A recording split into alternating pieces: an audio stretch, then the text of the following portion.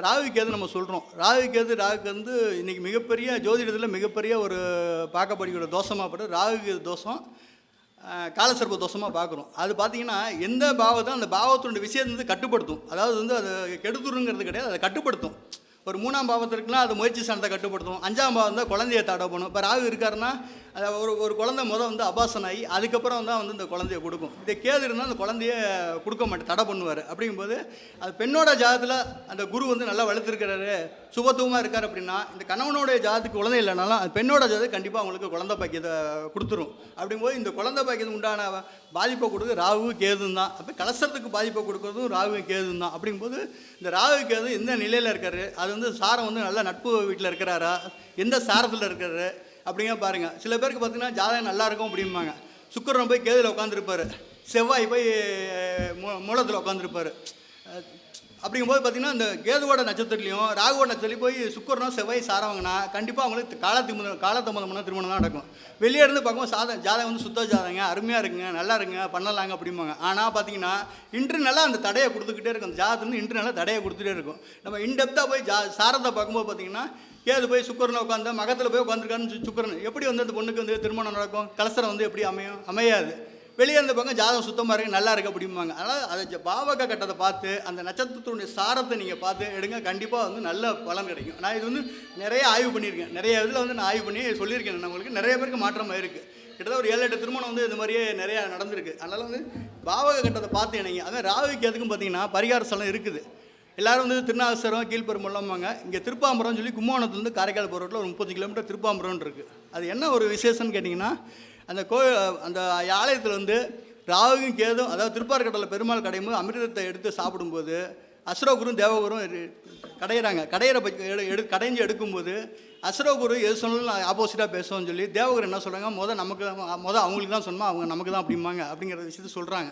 சொல்லும்போது நான் அமிர்தத்தை கடைஞ்சி உண்ணும்போது தேவர்களுக்கு தான் அவங்க கொடுக்கணும், அவங்களுக்கு கொடுத்தா அப்புறம் அசுரகுரு கொடுக்குன்னு சொல்லி சொல்கிறாங்க. இது சொல்லும்போது சுக்கராச்சாரிய அசுரகுரு தலைவர் அவர் ஏற்றுக்கிட்டு எல்லாம் தேவர்கள்லாம் அம்மாவோட படைக்கிறாங்க. அம்மா திருமால் மனைவி படைக்கும்போது இந்த அசுரகுருலேருந்து ஒரு அசுரர் வந்து உருமாறி போய் சூரியன் வலது பக்கம் சந்திரன் இடது பக்கம் உட்காந்து நடுவில் போய் ஒரு உட்காந்து சாப்பிட்றாரு. அப்போ சூரியனுக்கு சந்திரனுக்கு ஒரு அசகுரு பெரிய இதுலேருந்து வந்திருக்கிறாரு அப்படிங்கிறது அது தெரியும் போது அம்மாள்கிட்ட வந்து திருமால்கிட்ட காமிச்சு கொடுத்துறாங்க, மனைவிட்ட காமிச்சு கொடுத்துறாங்க. காமிக்கும்போது அவங்க கோவப்பட்டு உடனே அகப்பையில் அடிச்சிடுறாங்க. தலை தனியாக முண்டை தனியாக போயிடுது. இந்த அமிர்தம் உண்டதுனால அந்த உயிர் போகாமல் இருக்கிறதுனால அது வந்து அந்த சாப்பை வந்து செஞ்ச தப்பை வந்து கேட்குறாங்க. இது மாதிரி வந்து சிவன்கிட்ட கேட்குறாங்க, இது மாதிரி நான் தப்பு செஞ்சுறேன் மன்னிச்சுங்கன்னு கேட்கும்போது அவர் வந்து மனுஷ தலையும் பாம்பு உருவமும் பாம்பு தலையும் மனுஷ உருவமும் மாற்றி உயிர் கொடுக்குதோ. அப்போ கேட்குறாங்க, எல்லாத்துக்கும் சொந்த எல்லா கிரகங்களுக்கும் வீடு இருக்குது, எங்களுக்கு வீடு இல்லையே, நாங்கள் என்ன பண்ணுன்னு கேட்குறாங்க. அப்போ கேட்கும்போது அவர் என்ன சொல்கிறாரு, எந்த வீட்டில் போய் நீங்கள் இருக்கீங்களோ அந்த வீடு தான் உங்களுக்கு சொந்த வீடு. அந்த வீட்டில் எந்த கிரகங்கள் எப்படி இருந்தாலும் அந்த கிரகங்கள் வந்து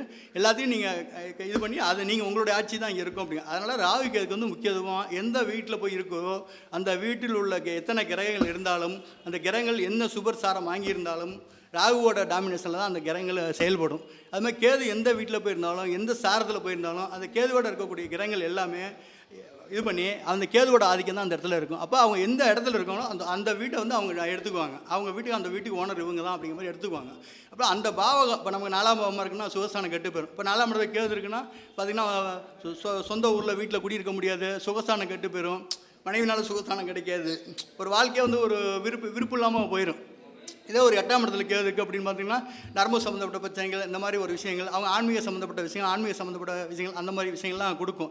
அப்போ இந்த ராகு கேது முக்கியமாக கருதப்படுத்தும் போது அதை வந்து ஜாதகத்தில் பார்த்து அது உண்டான தோஷம் இந்த இடத்துல போய் வியாழக்கிழமை நைட்டு போய் இரவு தங்கிட்டு வெள்ளிக்கிழமை இங்கே காலைல குளம் இருக்குது, அந்த குளத்தில் குளிச்சுடுங்க. அந்த குளத்தில் குளிக்கிறதுக்கு முன்னாடி கொல்லும் உளுந்தும் வலது பக்கம் 3 சுற்றி இடது பக்கம் 3 சுற்றி இந்த குளத்தில் போட்டு குளிச்சுட்டு ஒரு செட்டு துணியை ட்ரெஸ்ஸை வந்து கோயில் குளத்து மேட்டிலே விட்டுட்டு மீனுக்கு பொரியாக வாங்கி போடுங்க. போட்டுட்டு உள்ளே விநாயகருக்கு 2 அகல் விளக்கு போடுங்க. அந்த 2 அகல் விளக்கு 2 திரி போடுங்க. அதே மாதிரி ராகுக்கு 9 விளக்கு, கேதுக்கு 9 விளக்கு, இந்த 9 விளக்கும் 2 திரி போட்டு எடுத்துங்க. இழுப்பு நிலை போடுறது ரொம்ப சிறப்பு. இதை போட்ட பிறகு திருப்பி நீங்கள் சிவனுக்கு போய் ஒரு அர்ச்சனை பண்ணிடுங்க, அம்பாளுக்கு ஒரு அர்ச்சனை பண்ணுங்க. நம்ம எண்ணிட்டு கோயில் கவுண்டரில் 350 ரூபா பணம் கட்டினா பரிகார சீட்டு கொடுப்பாங்க. கலசர தோஷத்துக்கோ இல்லை வந்து புத்திர தோஷத்துக்கோ இல்லை வந்து ராகு தசை நடக்குது, கேது தசை நடக்குது, ராகு புத்தி நடக்குது, கேது புத்தி நடக்குது, லக்கணத்தில் கேது இருக்குது, லக்னத்தில் ராகு இருக்குது, 2ஆம் இடத்துல ராகு இருக்குது, கேது இருக்குது, இந்த மாதிரி உள்ளவங்களாம் அங்கே போய் இந்த மாதிரி பண்ணும்போது பரிகாரத்தை சீட்டு வாங்கி உட்காந்து பண்ணும்போது கண்டிப்பாக உங்களுக்கு நல்ல ஒரு மாற்றத்தை கொடுக்கும். தடைகளில் நீக்கி வந்து உங்களுக்கு நல்ல விஷயங்கள் நடக்கும். இது வந்து நிறைய போன வாரம் கூட ஒருத்தர் அனுப்பிச்சிருந்தேன், போயிட்டு 3 நாள்லேயே வேலை கிடச்சிது. போயிட்டு ஞாயிற்றுக்கிழமை போயிட்டு 4 to 6 ராகுகிழமை மட்டும் புதன்கிழமை ஒரு ஆஃபர் வருது. ஜெய்ப்பூர்லேருந்து ஒரு கம்பெனியில் கூப்பிட்ருக்காங்க சார், 50,000 சேலரி. சென்னையிலேருந்து ஒரு ஆஃபர் வந்திருக்கு, சேலரி இங்கே ஒரு 50,000 சேலரி சார், எந்த இதுக்கு போகிறேன்னு கன்ஃபியூஸாக இருக்குது அப்படின்னாங்க. நான் சொன்னேன் உங்களோட சாய்ஸை நீங்கள் உங்களுக்கு எது உங்களுக்கு பிடிக்குதோ எடுத்துங்க நீங்கள் அப்படின்னு. அப்போ அவர் சொன்னார், ஜெய்ப்பூர் நான் லாங்கில் போயிட்டு வர எக்ஸ்பெண்டிச்சர் இருக்குது, ப்ளஸ் வந்து ஃபேமிலி விட்டு அவ்வளோ தூரம் லாங்கில் போக முடியாது, சென்னைனா பரவாயில்ல அப்படின்னாரு. கண்டிப்பாக நீங்கள் மெட்ராஸை அப்ளை பண்ணுங்கள். நீங்கள் அப்ளை பண்ணி ஜாயின் பண்ணிட்டார். போயிட்டு வந்து 3 நாளில் ரிசல்ட் கிடைக்குது. அப்போ ஒவ்வொரு விஷயத்துக்கும் இந்த ராகு கேதுகள் தடைகள் நீக்கணும் அப்படிங்கிற பற்றியில் அந்த இடத்துல நீங்கள் போனீங்கன்னா கண்டிப்பாக உங்கள் லைஃப்பில் ஒரு மிகப்பெரிய ஒரு மாற்றத்தை இருக்கலாம். ஏன்னா ராகு கேதுக்கு சாபம் வச்சு கொடுத்த இடம் அந்த இடம். அதாவது அம்பாள் கண்ணா மறைக்கலாம், அவங்களும் சாபம் வச்சு கொடுத்துருக்காரு அந்த சிவபெருமான். பார்த்தீங்கன்னா நிறைய அது வந்து இப்போ நிறைய விஷயங்கள் நான் சொல்லிகிட்டே போகலாம். அந்த கோயிலை பற்றி சொல்லலாம், எவ்வளோ விஷயங்கள் சிறப்புகள் நிறைய இருக்குது.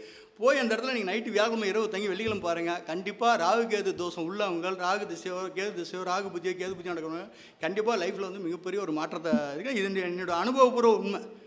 குழந்தை இல்லாமல் குழந்தை பாக்கியம், திருமணம் தடையானவங்க திருமண பாக்கியம், வேலை இல்லைன்னா வேலை, எந்த விஷயமாக இங்கே போனீங்கன்னா கண்டிப்பாக ஒரு மிகப்பெரிய ஒரு மாற்றத்தை நம்ம கொடுத்துட்றோம் அந்த பகவான். ரொம்ப சிறப்பாக இருக்குது. நான் நிறைய பேர் அனுப்பிச்சுட்ருக்கேன். மற்ற ஜோசியர்களும் பாருங்கள், பார்த்துட்டு நீங்கள் போயிட்டு அனுபவிச்சுட்டு பார்த்துட்டு சொல்லுங்கள். கண்டிப்பாக அது ஒரு மிகப்பெரிய மாற்றம். வாழ்க்கையில் வந்து நம்மள்கிட்ட வர்றவங்களும் ஒரு நல்ல வழிகாட்டுதல் நம்ம என்றைக்கும் இருக்குன்னு நான் நினைக்கிறேன். அப்படிங்கும்போது இந்த வழிகாட்டுதல் கரெக்டாக நல்லபடியாக போயிட்டு இருக்குதுங்க. இப்போ இந்த வாய்ப்பளித்த வாழப்படியா ஜோதிட ஆராய்ச்சி சங்க அனைவருக்கும் மகிழ்ச்சியாக தெரிவித்துக்கணும். நன்றி பாராட்டி மகிழ்ச்சியாக தெரிவிச்சு. நன்றி, வணக்கம்.